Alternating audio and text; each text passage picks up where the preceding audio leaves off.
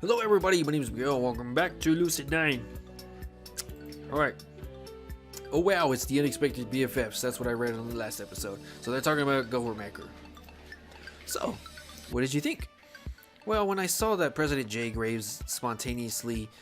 Wait, sorry, no spoilers. You know, since Yama might not have seen it yet.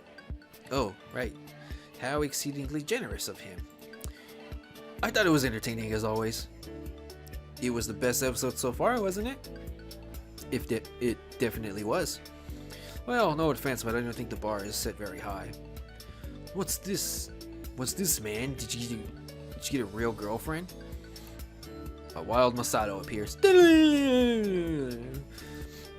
Masato, my man, how was your vengeance?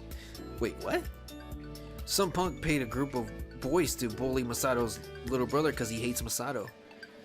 But I bet that Masa gave him a taste of his own medicine. Hell yeah, I did. You pick a fight with one Kurogane, you pick a fight with all of them. Wait, won't you get in trouble for hitting him? He'll definitely tattle on you. But hit him? Nah, man, I locked him in a room and taught him the cluster decomposition theorem. Made him write a paper on it one sitting. Somehow that sounds a lot more horrifying than just getting beat up. Hi, I don't think we've met. Who are you? I transferred here yesterday. Misaki Kazuhaya, at your service. She's super cool. She watches Govermaker, and she's a model. Ha, that's cool. Name's Masato Kurogane. I'm on the track team. He stops there. We wait for a moment, expecting a more elaborate introduction. Ah, and what? That's all that matters, ain't it? Not the fact that he's the president of the honors club, or one of the top students in the school, or a third year. I take it you enjoy track then. Hell yeah! Track is like water. Without it, you die. Track is like air. Without it, you die. Track is like fried chicken. Without it, well, it's food, so you need food to survive. So without it, you die. That's some dedication. Yep, and I'm staying this way, or my name's Yama Ishimoto. That was uncalled for. Well, as long as you keep at it, I'm sure you can accomplish anything. Says every cliche movie ever. They ignore me and firmly shake hands. Looks like she's becoming friends with everyone. Everyone except Rui, ironically enough. So how do y'all know each other? She, Yama, and Rui are childhood friends, actually. Whoa, real? Why ain't Rui here then? An awkward silence falls between Misaki and I with a hapless Yahiko in the middle. Huh? Now that you mention it, she should be here by now. You don't think she got called for cleanup duty, do you? You don't have cleanup duty, Yahiko. The school pays for janitors. Oh, that would explain a lot. How many years has he been at the school again? Hold on, someone give me a straight answer. Where's Rui? Misaki clears her throat and steels herself. We're not in the best terms at the moment, but I'm working to resolve the issues as soon as possible. You sound like you're debugging some code, Mickey. But it's true, we're not getting along particularly well. Masato inches away from her, suddenly cautious. Oh, I see. See what? You guys were just getting along. Masato turns to Mickey with a grave expression. I don't know, man. Something about you seems sus. That's kind of harsh, but at least he told her up front. What? I should have seen it earlier, but yeah, you're too nice. Don't you work in the modeling industry? Ain't you supposed to be cutthroat and all that? It's not like I'm some kind of dastardly mastermind. Then what's the deal with you and Rui? I'd like to know that myself. She's the one ignoring me. Guts. They both stare each other down. None of us budge. Ah, hell, I don't know. I'm going to track. He strides out of the classroom without any farewells or apologies. That was strange. Sorry about that, Misaki. Masa is not usually like that. Maybe he ate something funny. I doubt it. Well, this just got awkward. First Rui, now Masato's pushing Mickey out into the cold. Usually they're the warmest and most inclusive people I know, but this time... Dots. More dots. Me dots. Me dots. Something saved me. Something saved me. Anything. Huh? That was convenient. got another text message.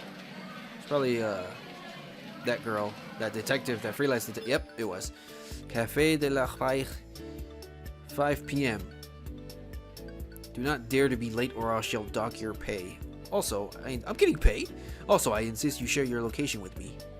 I'll go ahead and assume that this is from Shiguri. Wait, isn't this on a volunteer basis? What kind of pay am I getting? And the final message. Wait a minute. Does your phone even support location sharing? The answer is immediate. Yes. But it's so old. Some implements improve with age, Ishiyama. Unlike your brain, I predict. Sheesh, what a bitch. Why am I working with this woman again? Whatever, I mash a few buttons to share my location with her. It's not like she'll break into my house and steal my stuff, right? Right? Since she's a detective in official capacity, she'd get in a lot of trouble. Wait, why am I legitimately entertaining this idea? Ugh, this woman terrifies me. Dude, why are you smiling? Huh? Smiling? Grinning, as a matter of fact. Grimacing, not grinning. There's a big difference. Sorry, but something came up. Turns out that I have to go. Oh, that's fine. I have my club to see to. Oh, you have a club? Yeah, I just started it. Want to join? It's called the Happy Club. Oh, sorry, but my work schedule limits my ability to participate in clubs. Oh, well, that makes sense. Wow, smooth. She should go into politics. Who in their right mind would actually want to join a group called the Happy Club? Then, ladies and gentlemen, I shall be off. See ya. Bye, Yahiko, you too, Misaki. Have a good rest of the day, Yama. And with that, we managed to barely salvage the awkward atmosphere as we go our separate ways. I pull up this cafe de la Paix on my phone and find that it's on the same street as GFC. Well, that makes this an easy walk, unless of course she's referring to the other Café de la Paix, which is on the faraway border of District 8. You wouldn't happen to be on District 9, would you? Movie reference. Hey. Might as well try the closest one first. Shiguri doesn't seem like the type to go out of her way just to make me miserable. Or rather, she doesn't seem like the type to inconvenience herself. There are cliques of academy students throughout the streets, girls immersed in superficial gossip and guys exchanging ridiculous dares. It looked like a C and an L at first, but it was dares. I passed by a handful of police officers on the way. They nod courteously, but there's a shadow to their evaluating gazes. I keep my stride long and my steps quick as I round the corner to the denoted rendezvous point. When I first see the place, I have to double check my phone to make sure I didn't take a wrong turn somewhere. By the quaint, lovely name, I was expecting some charming variation of the polished, established Bookstore coffee house. Instead, I met with the definition of modest: chipped paint, dusty windows, and a swaying sign with 3 broken letters. Maybe this is Shiguri's way of extracting vengeance. I take a deep breath before I enter the cafe. Let's do this. Let's do this shit. Surprisingly, the place is really decent on the inside. Sophisticated and sleek, the array of elegant furniture is punctuated by the black grand piano along the far wall of the cafe. A delectable smell of butter and sugar drifts from the counter of the shop, where several intricate glass displays boast rows of unique pastries reminiscent of a fairy tale world. Welcome! May I take your order? The cashier greets me with a smile, drawing me to the front counter. Wait a minute, isn't she... Oh! Oh! You're... Come to think of it, I've never seen where she goes off after class ends. Of all people, it would be you. Consider it your lucky day. Just give me your order. The situation is just too good to pass up. Elizabeth? A cashier? Do enlighten me. Why would such a wealthy, empowered young woman stoop to making lattes and washing dishes? Work experience, obviously. Every successful person comes from humble beginnings. I might believe her, but the way she's averting her eyes is suspicious. So why didn't your parents get you some cushy internship at your dream corporation? You know, some people want to earn their success instead of being spoon-fed by their parents. But being spoon-fed is so much easier. I've learned by now that comments like these will tick Elizabeth off more than actual insults. Sure enough, it works. You're insufferable. What's that? I should complain to customer service about an abusive cashier. Just order already. As I lazily glance over the pastry displays, a flicker of motion catches my eye. It's the girl who always hangs around Elizabeth, an ordinary student settled in the corner, elbow propped on her table, eyes glinting in amusement as she absent-mindedly twirls a pencil between her fingers. Her back is slouched, her smile carefree, but there's something that seems a little odd about her. Elizabeth seems to notice my switch of attention and clears her throat. Are you going to order or are you going to waste space like always? Oh, give him a moment, Beth. I glance at the book that's lying open-faced on her table. Advanced English, Syntax and Grammatical Principles, version 3. That's the same text that I have for English. She must also be a third year, but in a different class. Head tilted slightly, eyebrows raised just barely. I get the impression that she's studying me just as hard as I'm studying her. Who are you? Isn't it courteous to introduce yourself before you demand my identity? She's probably Shiguri. As your buddy Lizzie has probably told you, courtesy isn't my strong suit. Oh, then what is it? Nothing. Just a bit of friendly advice, Beth, but you may want to watch your step around this one. What makes you say that? Why, he's figured you out.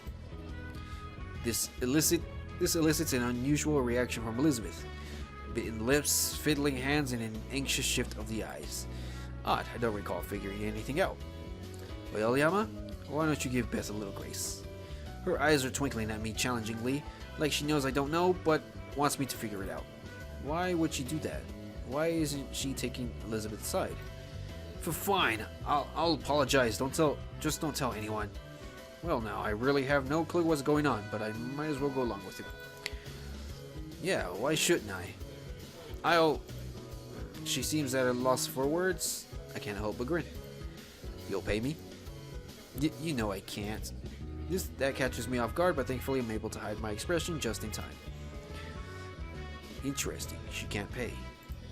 That can only mean that she's not as high and mighty as she pretends to be. Maybe her spending is restricted by her parents, or maybe she's legitimately poor. This just gets better and better. So it's that big of a deal if everyone finds out. Don't even think about it. Yep, definitely not the rich, perfect princess that everyone was led to believe she was. Say, pretty pleased with a cherry on top? Pretty pleased with a cherry on top. As begging goes, it's subpar, but I decide to let it go. I don't plan on making her life miserable. It's more of a power thing. With blackmail and hanging over her head, she'll finally stop bothering me. I turn from the counter to survey the pastry case. Elizabeth's shoulders drop in relief. The girl at the table loses interest and returns to fiddling with her pencil. You never did tell me your name. Am I obliged to? As you said, it's common courtesy. Now, when did I say I was courteous? She brushes her pencil into her bag and slings it over her shoulder, winking at Elizabeth. I'll see you later, Beth. And Yama, play nice. She floats out of the cafe without another word, shutting the door softly behind her. Come to think of it, how did she know my name? She probably learned it from Elizabeth. Said Elizabeth rings up my order of 3 pastries and as smoothly as I spend a few minutes pondering the strange girl. What's her name? Why do you want to know? Is it really that big of a deal? Elizabeth sighs in clear exasperation. Her name is Natsuki Tanaka. Now you can hit on her. Congratulations. I lean over the counter until my face is an inch from hers. What makes you think she's the one I want to hit on? Elizabeth glances away, instinctively disturbed by my proximity. Right as I'm about to feel a rush of triumph, I catch a slight scent. Country lavender with a hint of vanilla. It's oddly magnetic.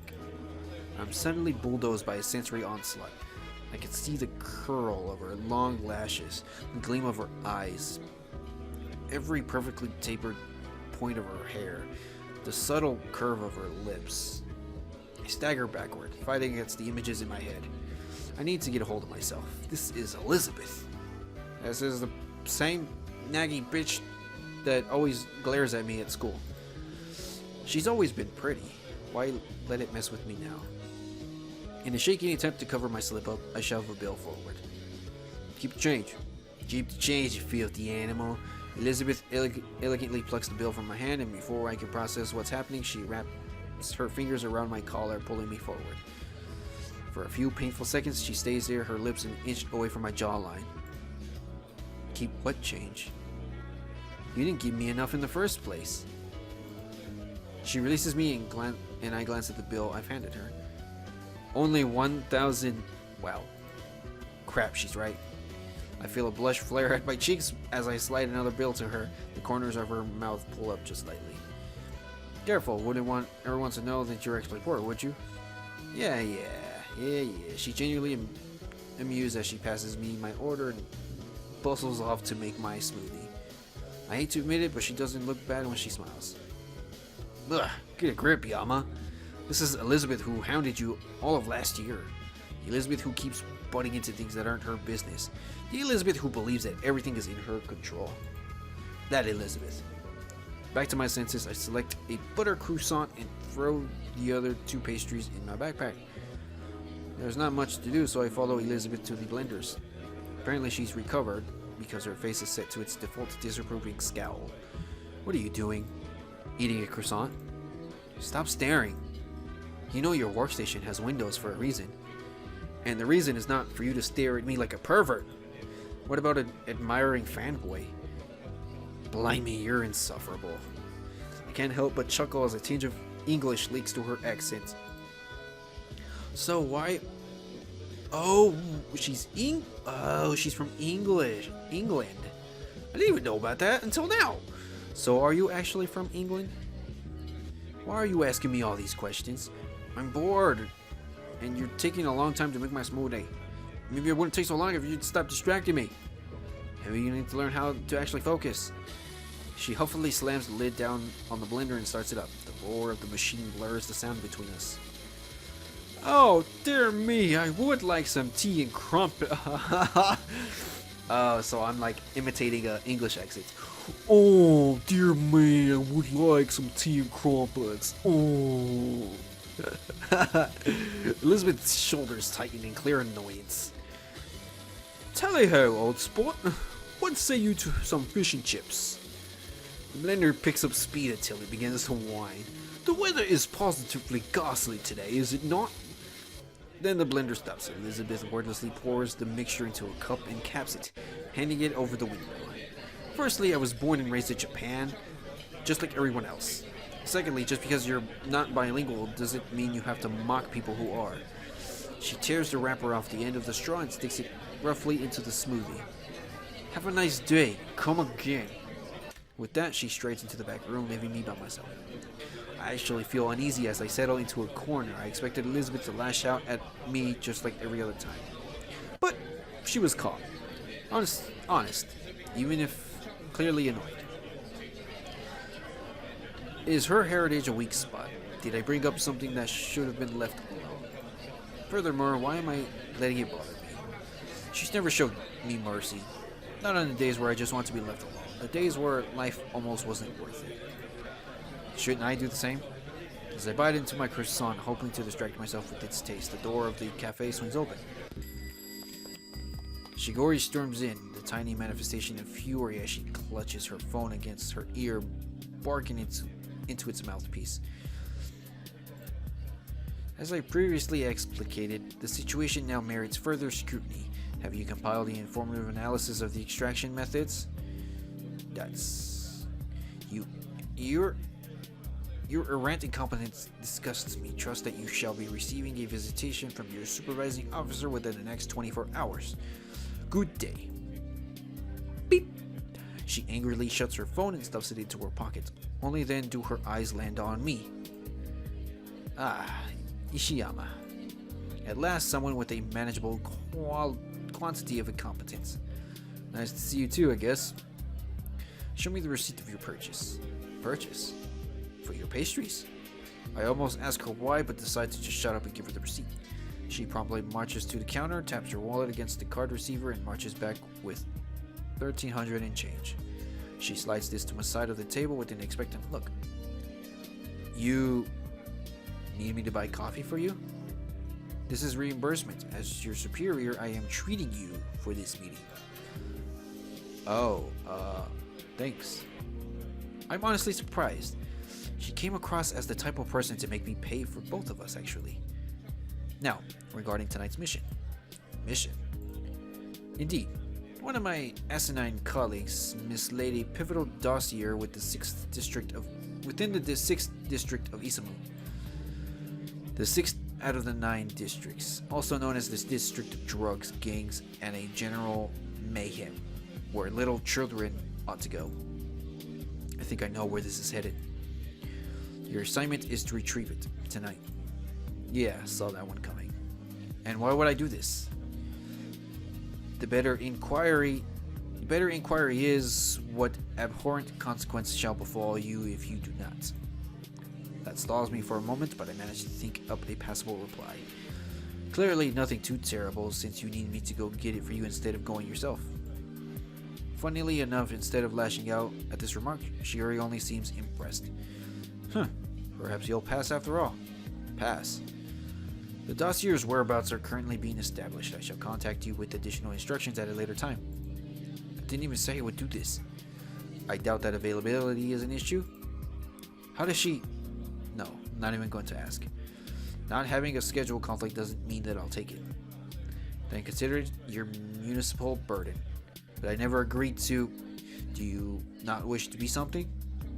To be someone extraordinary. To do something significant with your inconsequential existence. Then it is settled. Stay in touch. She appropriately tilts her cap and storms out of the cafe, leaving me in stunned silence. I return to my apartment, feeling an unusual kinship on-call military personnel. At this moment, everything is peaceful and quiet, to the point of boredom. Alright guys, I'm gonna continue this next video. So, we'll see how things go next video. So, thank you guys so much for watching. If you guys like this video, give this video a thumbs up. It'll help me out a lot. I would greatly appreciate it. Share this video with friends and family time. See you guys in the next video. Bye everyone. Oh shit, I forgot to put my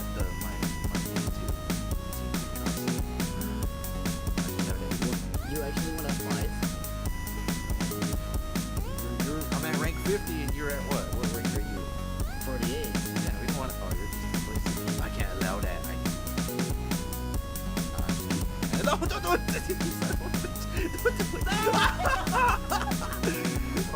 Hey, no, what are you doing? What are you doing, trying to sting us? Grumpy is gonna take everything. Why did you kill me? I didn't kill you. You tried to kill me. No, fucking A, son of a bitch.